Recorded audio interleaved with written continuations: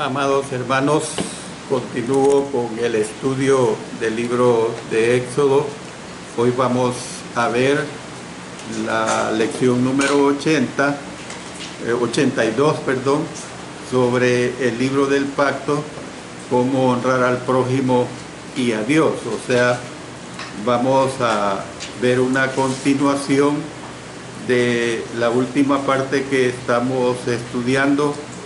Vamos a entrar a ver el tercer caso que se da cuando leí acerca de lo que aquí se presenta en relación a cómo se deberían tratar situaciones de confiar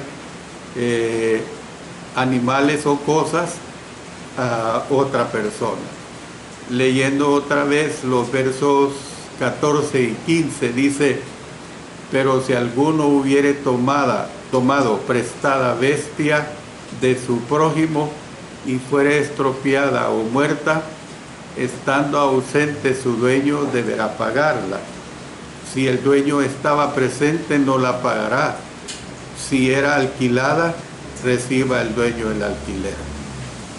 Entonces aquí lo que vemos es el tercer caso.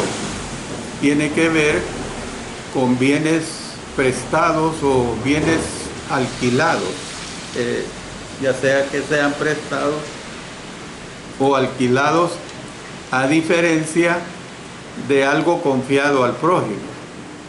Es decir, si la bestia prestada, es decir, un hombre podía, por ejemplo, pedirle prestado el buey a otro para sus tierras, para poderlas arar, ¿verdad? Entonces, si la bestia prestada moría o era estropeada mientras el propietario no estaba con ella, el que la tenía prestada había de pagarla precisamente al propietario. Si por el contrario el propietario estaba con el animal cuando murió o resultaba herido, entonces el usuario no tenía que resarcirle, en vista de que el propietario del animal estaba presente. Probablemente la lesión o la muerte no fue causada por descuido del usuario, y es probable que no podía haberse evitado, y que por lo tanto el usuario no era culpable de ningún delito. Además, si el animal había sido alquilado, el dinero ya pagado por el alquiler del mismo era suficiente para pagar por el uso del animal. Entonces ahora vamos a ver otro aspecto muy importante. ¿Cuál es ese aspecto muy importante? El mal uso de la hija de un hombre. El mal uso de la hija de un hombre, que se ve en los versículos 16 y 17 de Éxodo 22. Aquí podemos decir que es el cuarto tipo de delito contra la propiedad, que implica el uso indebido de la hija de un hombre, pese a que es repulsivo, porque esto es repulsivo, hermanos y hermanas, para la mayoría de las personas hoy en día pensar en la hija de un hombre como una propiedad en el antiguo Israel. El padre era dueño de su hija en cierto sentido, hasta que esta hija se casaba. Esta es la realidad. Por lo tanto, el maltrato de ella podría ser considerado como un delito contra la propiedad. Este delito cae en la categoría de daños a la propiedad, o no en la de responsabilidad social, sino porque le pertenecía al padre, caía precisamente en el delito de daños a la propiedad. En el caso que se examina en Éxodo 22, 16 y 17, un hombre engaña a una doncella que no está ni casada ni comprometida, por supuesto. Mire lo que dice estos versículos. Si alguno engañare a una doncella que no fuere desposada y durmiere con ella, deberá dotarla y tomarla por mujer. Si su padre no quisiera dársela, él le pasará plata conforme a la dote de las vírgenes. Es importante pues señalar que este caso trata con un incidente de seducción, óigase bien, un incidente de seducción, no de violación.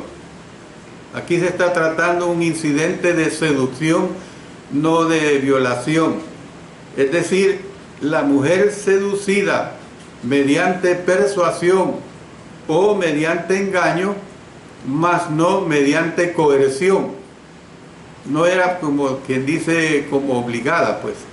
Hay una presunción de cierto consentimiento por parte de la joven.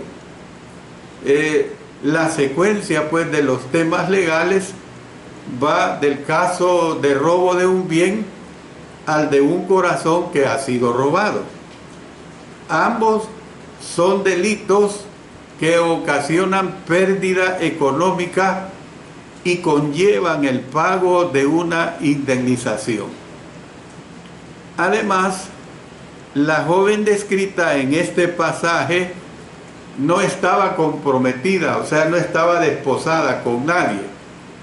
Si hubiera estado casada o comprometida con otro, el hombre sería culpable de adulterio.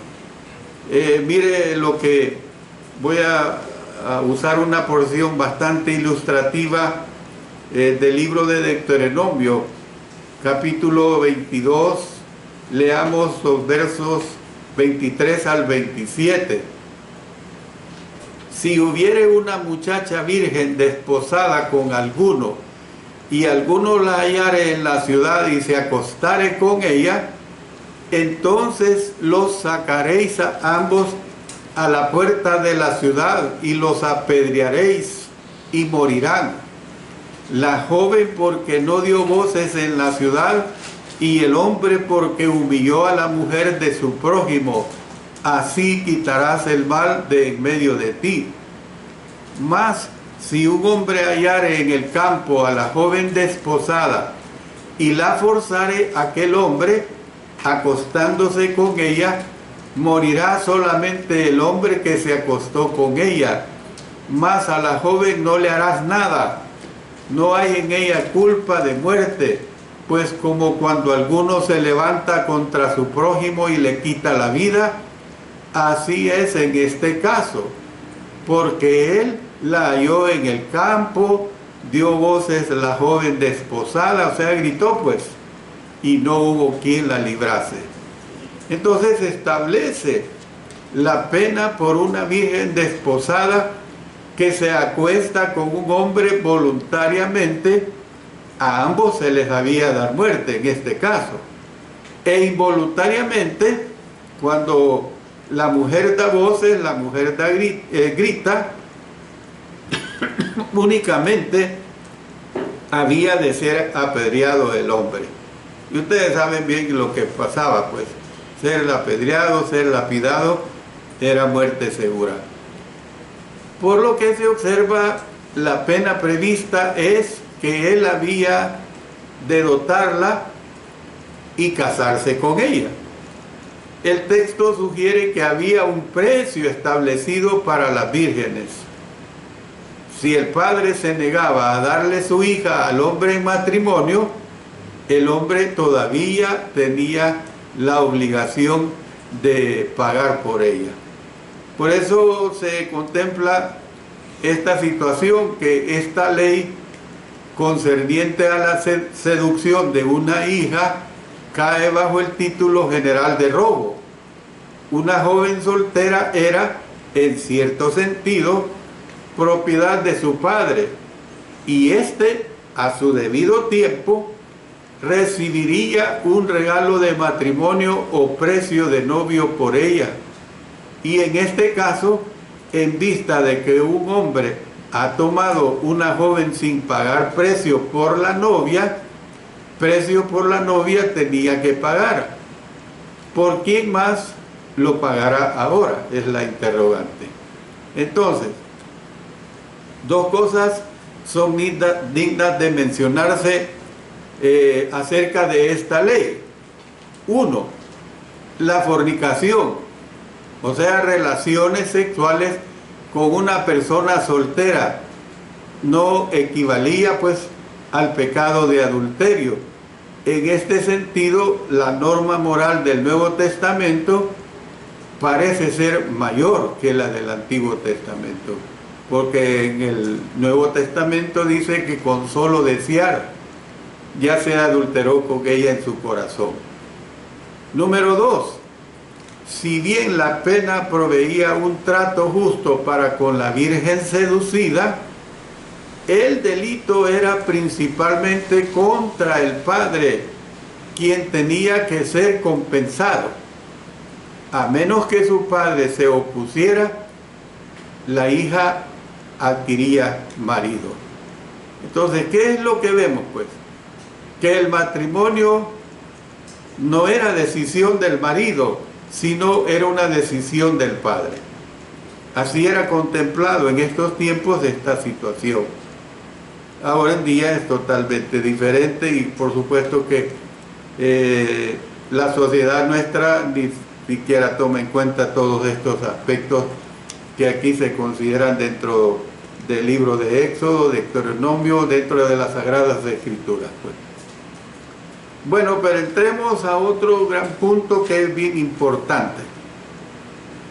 ¿Cuál es ese punto importante? Leyes que requerían de compasión. Y esto es bien importante, hermanos, lo que vamos a estudiar acá sobre esas leyes que requerían de compasión.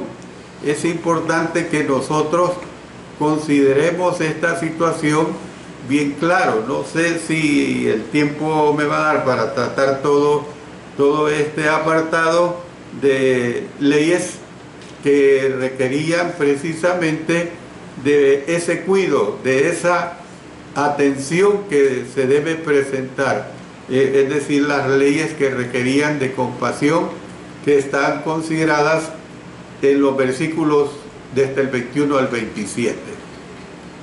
Esta sección dicta las leyes de Dios sobre la compasión. Los israelitas habían de ser compasivos para con los extranjeros, para con las viudas, también para con los huérfanos y también para con los pobres. Fíjense bien, 4 rubros, 4 estratos sociales, pues. Los extranjeros, las viudas, los huérfanos y los pobres. Puede que estas disposiciones humanitarias hayan sido establecidas después de las anteriores leyes sobre la adoración, con el fin de establecer un contraste entre la corrupción moral del paganismo. Yo le recomiendo a usted, si lo desea, lea todos los capítulos 17, 18 y 19 de Éxodo. Se lo repito, capítulos 17, 18 y 19 de Éxodo. Entonces, yo estoy diciendo que puede que estas disposiciones humanitarias hayan sido establecidas después de las anteriores leyes sobre la adoración, con el fin de establecer un contraste entre la corrupción moral del paganismo y el carácter moral del Dios de Israel. Además, sirven para inculcar, o sea, para reforzar pues la idea de que el rechazo de las prácticas religiosas no israelitas. Miren lo que dice aquí en Éxodo 22, 19. Y le multarán en 100 piezas de plata las cuales darán al padre de la joven, por cuanto esparció mala fama sobre una virgen de Israel, y la tendrá por mujer y no podrá despedirla en todos sus días. Quizás podemos decir que 100 piezas de plata era una cantidad considerable, porque no estábamos hablando como quien dice va a pagar $5 de multa. Eso no es nada.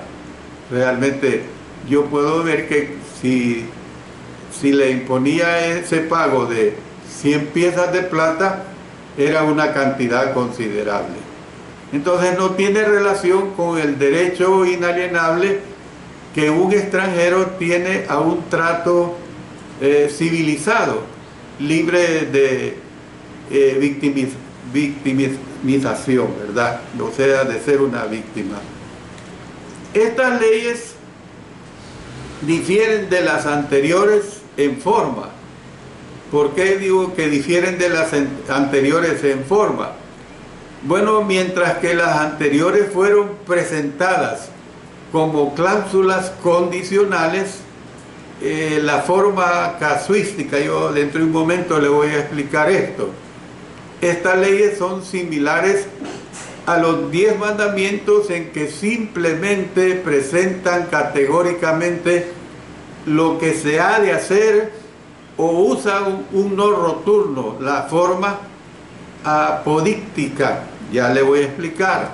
Además, si bien se especificaron las penas para los delitos mencionados anteriormente, no existía ninguna disposición sobre la cual Israel podía castigar a quienes maltrataran a los extranjeros o que fueran acusados de imponerles usura a los pobres.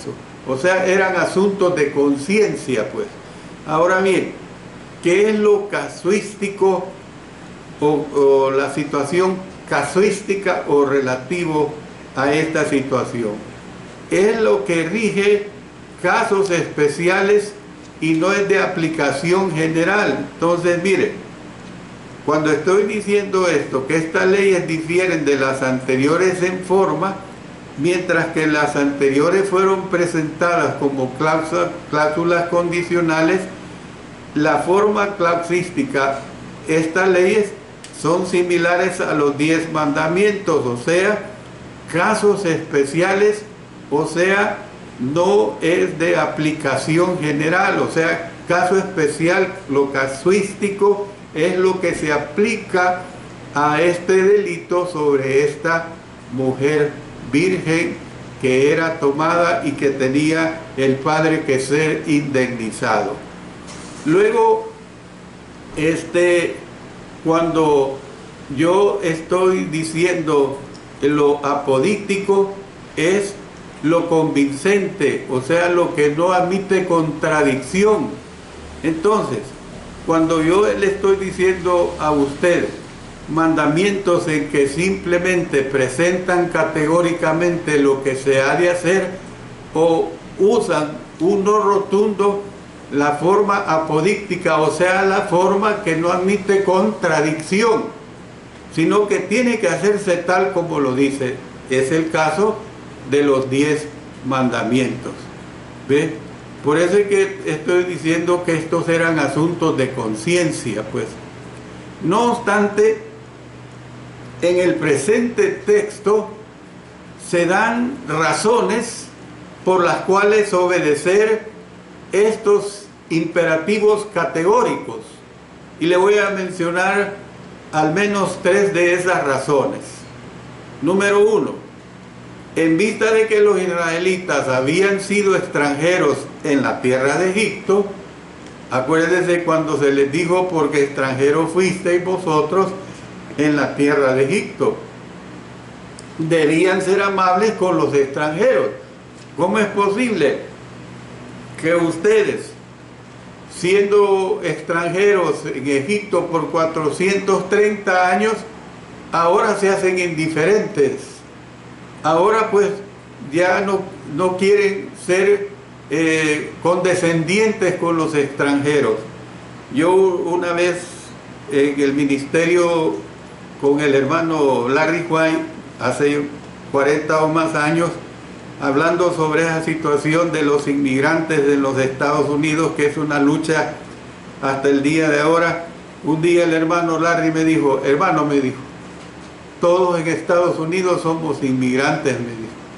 Nosotros emigramos de Inglaterra, de Irlanda, todos somos inmigrantes. Realmente no debería darse esa situación. Pues aquí se considera esto, en vista de que los israelitas habían sido extranjeros en la tierra de Egipto, porque extranjeros fuisteis vosotros en la tierra de Egipto, debían ser amables con los extranjeros.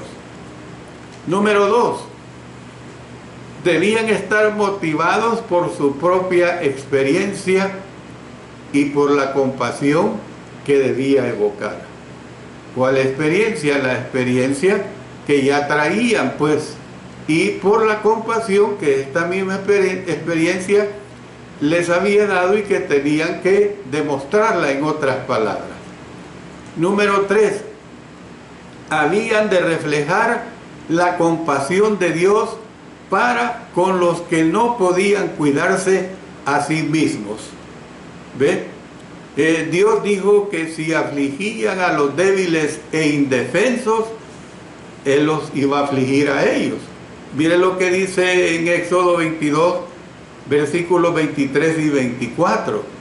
Porque si tú llegas a afligirles y ellos clamaren a mí, ciertamente oiré yo su clamor, y mi furor se encenderá, y os mataré a espada, y vuestras mujeres serán viudas, y huérfanos vuestros hijos.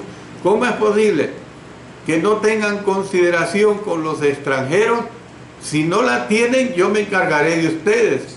Yo los voy a extirpar, yo los voy a eliminar. ¿Y qué es lo que va a suceder? Sus mujeres van a pasar a la condición de viudas, sus hijos van a pasar a la condición de huérfanos. Entonces, ustedes no deben de proceder así, porque se aplicará justicia sobre justicia. O sea, esa es la justicia de Dios. Dios tiene un amor protector especial para con las viudas y para con los huérfanos. Miren lo que dice Deuteronomio 14:29. Y vendrá el levita que no tiene parte ni heredad contigo, y el extranjero, el huérfano y la viuda que hubiere en tus poblaciones, y comerán y serán saciados, para que Jehová tu Dios te bendiga en toda obra que tus manos hicieren. Aquí mismo en Deuteronomio 16, leamos los versículos 11 y 14. Y te alegrarás delante de Jehová tu Dios, tú, tu hijo, tu hija, tu siervo, tu sierva, el levita que habitare en tus ciudades, y el extranjero, el huérfano y la viuda que estuvieren en medio de ti, en el lugar que Jehová tu Dios hubiera escogido para poner allí su nombre. Verso 14. Y te alegrarás en tus fiestas solemnes, tú, tu hijo, tu hija, tu siervo, tu sierva y el levita, el extranjero, el huérfano y la viuda que vive en tus poblaciones. Y hay una diversidad, hermanos, de citas aquí mismo en Deuteronomio, en Salmos, en Isaías, en Jeremías, en Zacarías, en Malaquías, que habla pues de esta situación de protección hacia las viudas, hacia los huérfanos, hacia los pobres, pues. El Antiguo Testamento muestra con frecuencia el interés de Dios por los oprimidos y por los débiles, por los marginados de la sociedad. Entonces, si el Antiguo Testamento muestra con frecuencia el interés de Dios por los oprimidos y débiles, por los marginados de la sociedad, los cristianos pues también deben mostrar interés para con los desfavorecidos. Miren lo que nos presenta aquí estos versículos 21 al 24, y al extranjero no engañarás ni angustiarás, porque extranjero fuisteis vosotros en la tierra de Egipto. A ninguna viuda ni huérfano afligiréis, porque si tú llegas a afligirles y ellos clamaren a mí, ciertamente oiré yo su clamor, y mi furor se encenderá, y os mataré a espada. A vuestras mujeres serán viudas y huérfanos vuestros hijos. Bien claro, pues. Entonces, el primer párrafo sobre la compasión, Dios le pidió a Israel no engañar ni angustiar al extranjero. Es decir, apeló a la memoria de Israel de su propia opresión en Egipto con el fin de reforzar la lección. Dios, hermanos y hermanas, parece haber estado diciendo: ciertamente no querrán que otros sufran como sufrieron ustedes. Acuérdense cómo es que sufrieron 4 siglos más 30 años. El extranjero en este pasaje es el no israelita que vivía entre los israelitas. La palabra hebrea ger, G-E-R, se refiere a un extranjero residente. Muchos no israelitas salieron de Egipto con Israel. Dice en Éxodo, recordamos lo que estudiamos en Éxodo 12:38. También subió con ellos grande multitud de toda clase de gentes y ovejas y muchísimo ganado. Y la ley proveyó para ellos. La ley no les desechó. Si ellos quisieron salir con el Israel de esa cautividad egipcia, fueron aceptados.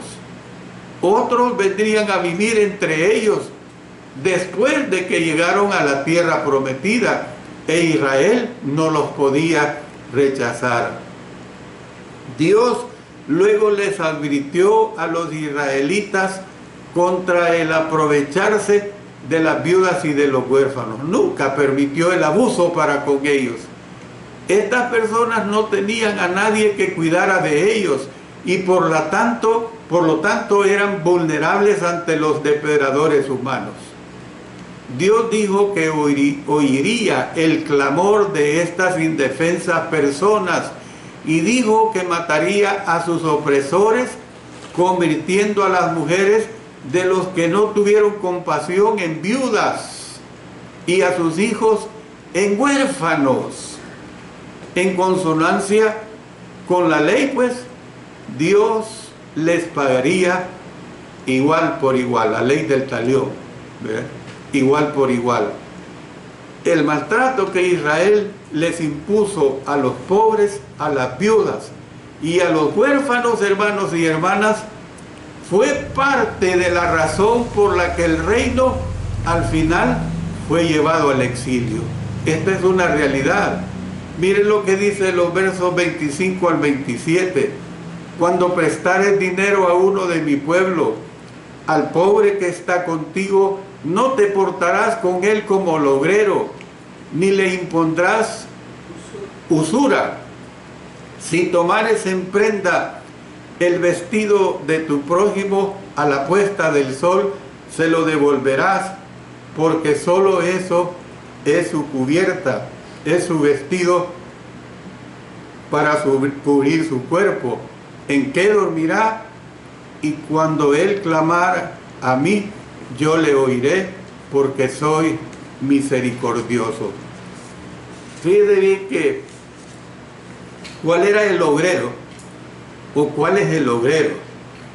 El obrero es la persona que procura lucrarse por cualquier medio.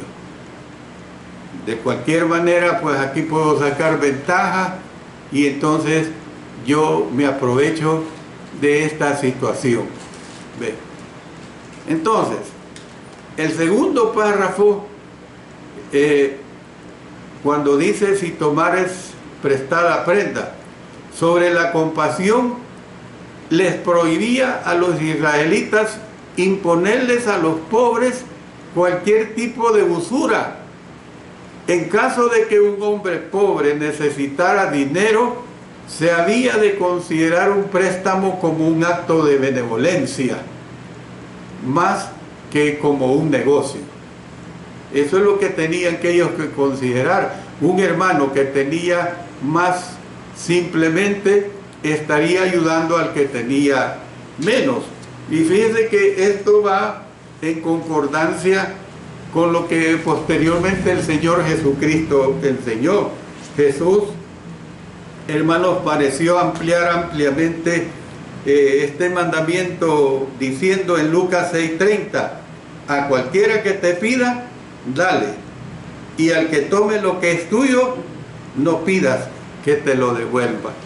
O sea, el Señor pues tomó en cuenta esta situación de la compasión. Eso es lo que aquí tenemos que ver. La palabra para pobre quiere decir estar abrumado por la miseria y se relaciona con el verbo afligir de este versículo 22. Por eso dice, a ninguna viuda ni huérfano afligiréis. Entonces, al parecer, el israelita que prestaba el dinero podía aceptar el vestido del pobre como garantía del préstamo, pero pese a que no se le requería tomarlo, el hecho de que el vestido era la única garantía que el pobre podía ofrecer ilustra lo pobre que era. Si un prestamista tomaba el manto, tenía que devolverlo antes de anochecer. De lo contrario, el pobre no tendría nada con qué protegerse del frío mientras dormía. Y uno puede decir, bueno, nosotros vivimos aquí en El Salvador. Nuestro país, hermanos, no sufre de frío como otros países. Hoy hemos pasado una racha de varias semanas de un calor horrible que ni colchas necesitamos para dormir en las noches. Pero una cosa es cuando se vive en países horriblemente fríos. La gente puede morir de frío. Al igual que con las leyes concernientes a las viudas y a los huérfanos, Dios les dio una razón para obedecer la norma sobre el tener compasión de los pobres, es decir, porque Él es el protector de ellos. Esa es la realidad que nosotros podemos ver. Dios es con nosotros, hermanos, en todo momento y circunstancia, pero todo depende de cómo nosotros tomemos sus mandamientos, de cómo nosotros tomemos sus enseñanzas. Todo esto que estamos viendo en el libro de Éxodo, en este capítulo 22, todo lo podemos trasladar a los preceptos novotestamentarios y son igual o aún todavía aún más serios. Por eso he leído de ustedes lo que dice el Señor en Lucas 6:30, a cualquiera que te pida dale, y al que tome lo que es tuyo no pidas que te lo devuelva. Leyes precisamente sobre la compasión. Dios bendiga, hermanos, su bendita palabra.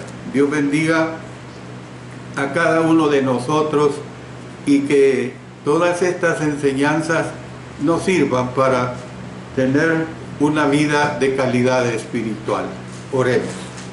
Señor Dios Todopoderoso, te damos gracias porque tú eres grande y porque a través de tu palabra aprendemos en gran manera sobre lo que tú realmente quieres que nos comportemos como hijos tuyos, como hijas tuyas.